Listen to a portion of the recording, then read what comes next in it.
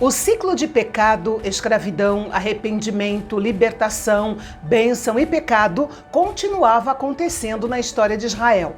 Por isso, Deus os entregou nas mãos dos filisteus por um período de 40 anos. Foi o período mais longo de opressão que Deus permitiu que o seu povo sofresse. Até que nascesse o último libertador de Israel, Sansão, um personagem a quem são dedicados 4 capítulos do livro de Juízes para contar a sua história.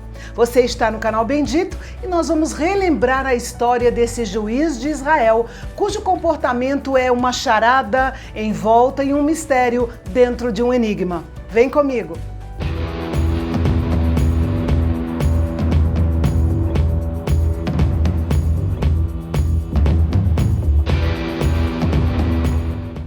É interessante observar neste capítulo que não há qualquer evidência de que Israel tenha clamado a Deus pedindo libertação do domínio filisteu. Mas foi nesse período que o anjo do Senhor apareceu à esposa de Manoá, uma mulher que era estéril. Eles eram da tribo de Dan e moravam na cidade de Zorá, próximo à fronteira da Filístia, mais ou menos uns 20 a 25 quilômetros de Jerusalém. Mais uma vez, temos aqui a aparição de Jesus no Antigo Testamento em uma missão especial. Ele veio dar à esposa de Manoá a feliz notícia de que sua esterilidade tinha chegado ao fim e que ela teria um filho. Esta promessa veio como uma grande bênção para uma mulher que sofria pela falta de filhos.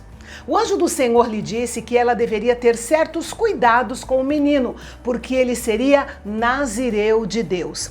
O termo nazireu vem da palavra hebraica que significa separar ou consagrar. Os nazireus eram indivíduos que durante um determinado tempo consagravam-se de maneira especial ao Senhor. Abstinham-se de vinho e de bebidas fortes, não tocavam em cadáveres e, como sinal de sua consagração, deixavam o cabelo crescer. Se você quiser saber mais sobre a lei do nazireado, é só clicar no link que está aparecendo na sua tela para assistir o nosso vídeo sobre o assunto. Não havia nada particularmente incomum em alguém fazer um voto de nazireu por um período específico de tempo. O que era incomum no caso de Sansão era que ele deveria obedecer às regras desse voto durante toda a sua vida. E o anjo do Senhor orientou a esposa de Manoá a também seguir o voto do nazireado durante todo o período de gravidez, porque o seu filho começaria a livrar a Israel. E de fato, Sansão apenas deu início ao livramento de Israel da opressão dos filisteus. Os israelitas só se viram totalmente livres deles mais ou menos 100 anos depois de Sansão, através de Davi. Quando a esposa de Manoá contou ao marido sobre o que tinha acontecido, ela não mencionou a visita de um anjo, mas de um homem de Deus. Mas ela enfatizou que o seu semblante era como o semblante de um anjo de Deus.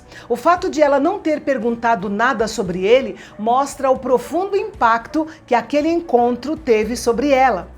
Manoá então orou ao Senhor, pedindo que aquele homem viesse outra vez até eles e os ensinasse sobre o que fazer com o menino que iria nascer. Deus atendeu o pedido de Manoá e o anjo do Senhor apareceu novamente e falou para Manoá e sua esposa obedecerem aquilo que já havia sido dito para fazer. Manoá então pediu ao seu ilustre visitante que esperasse enquanto eles lhe preparavam uma refeição. A resposta do anjo do Senhor mostrou que ele era Deus e que não precisava de uma refeição, mas que Manoá poderia oferecer sim um holocausto ao Senhor. Manoá então perguntou o nome daquele homem de aspecto angelical e ele respondeu: "Por que você pergunta meu nome, visto que é maravilhoso, ou seja, está além do entendimento humano?" Aqui o anjo do Senhor se mostra como Jesus, usando o nome que mais tarde Isaías profetizaria como sendo um dos nomes do Messias. Manoá então ofereceu um holocausto ao Senhor sobre uma rocha. Quando a chama do holocausto subiu, o anjo do Senhor provou que era maravilhoso, fazendo uma coisa maravilhosa. Subiu ao céu na chama do holocausto. Só então Manoá e sua esposa descobriram que aquele não era um mero homem ou apenas um mensageiro de Deus. Eles haviam conversado com o próprio Deus. Isso deixou Manoá aterrorizado, com medo de morrer. Mas a esposa de Manoá o tranquilizou, porque ela entendeu que Deus não teria vindo até eles para revelar a vinda de um filho para depois matá-los.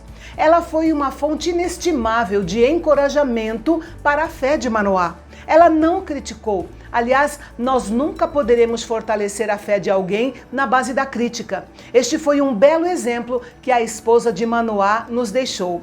Aliás, é impossível não ficar impressionado com a devoção de Manoá e de sua esposa, um ao outro e ao Senhor. O tempo dos juízes foi dominado pela apostasia e pela anarquia, mas ainda havia lares israelitas consagrados ao Senhor e Deus podia agir por meio deles. Então, conforme a palavra do anjo do Senhor, ela deu à luz um filho e lhe deu o nome de Sansão. O Senhor o abençoou e desde a infância começou a qualificá-lo para o trabalho que seria o seu objetivo de vida. A Bíblia diz que o Espírito do Senhor começou a mover-se nele. Como foi esse mover do Espírito na vida de Sansão, nós veremos amanhã, aqui no canal Bendito, o canal de Fala Fácil.